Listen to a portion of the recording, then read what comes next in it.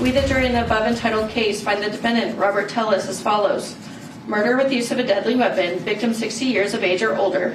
Guilty of first-degree murder with use of a deadly weapon, victim 60 years of age or older.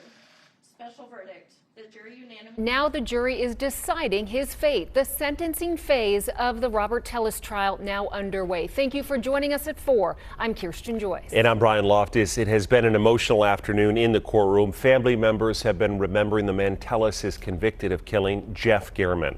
The 8 News Now investigative team has been in court for 13 days. We begin now with Vanessa Murphy. Vanessa? Right now, the jury is deciding what penalty to give Robert Tellis. There are 3 options: 20 to 50 years in prison, life without the possibility of parole, and life with the possibility of parole. This penalty phase, the first time it appears Robert Tellis was showing some sort of genuine emotion, appearing to hold in tears, wiping his eyes as his wife, ex-wife, and mother spoke. His mother saying, "I love you, son," out loud twice in court. Tellis mouthing, "I love you," to his wife. Here's what she had to say. I would love for my children to not lose that, at least not for the rest of their lives. Robert really is a great father, and he's a good husband. And I would love at some point to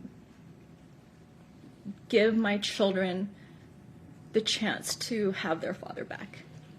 Thank you, ma'am. I have no further questions. No, Your Honor. Thank you. Thank you very much.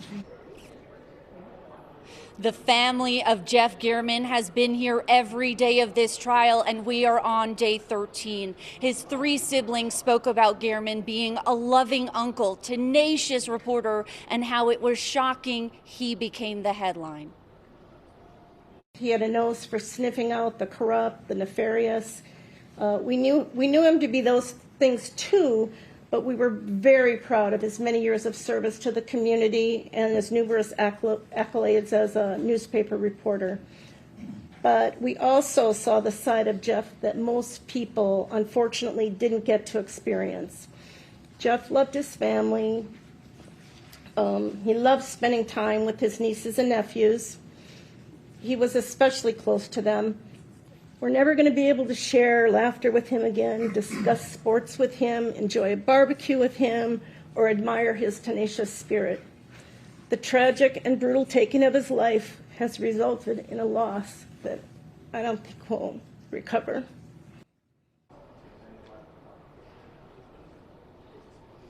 So an emotional day for Jeff Gehrman's family. Also, I do want to mention staff from the Review-Journal has been here covering this. Certainly emotional for them as they try to do their jobs. Reporting live in downtown Las Vegas, Vanessa Murphy, 8 News Now. From the family members now to the prosecution team, the evidence overwhelming and damning to Robert Tellis. Prosecutors celebrating a win, stressing they hope they brought Jeff Gehrman's family justice. 8 News Now investigator David Chart's also been in court and covering this closely. He is now live. David is with part of our coverage. Yeah, Brian and Kirsten, justice served. That is the message from the district attorney. Even with that justice, though, Robert Tellis appeared to be shaking his head, even as prosecutors and members of Jeff Gehrman's family referred to him as a killer in court during that process that Vanessa just showed you. Now, this is certainly a big win for prosecutors, finding Robert Tellis guilty, and now they're pushing that same jury to sentence him to the maximum of life in prison without the possibility of parole. This trial lasting more than 2 weeks, about 12 hours to make that decision of guilt. Clark County District Attorney Steve Wolfson taking this as a win, saying he had no doubt the jury would reach the decision like it did. Here's what he had to say earlier today. Today's verdict should send a message, and that message is a clear message that any attempts to silence the media or to silence or intimidate a journalist will not be tolerated. That's what occurred in this case. I knew Jeff for probably close to 40 years. He had a stellar reputation in this community. He was a zealot He was an excellent investigative reporter. I did work with Jeff over the years. It's a crying shame, literally and figuratively, that he's no longer with us.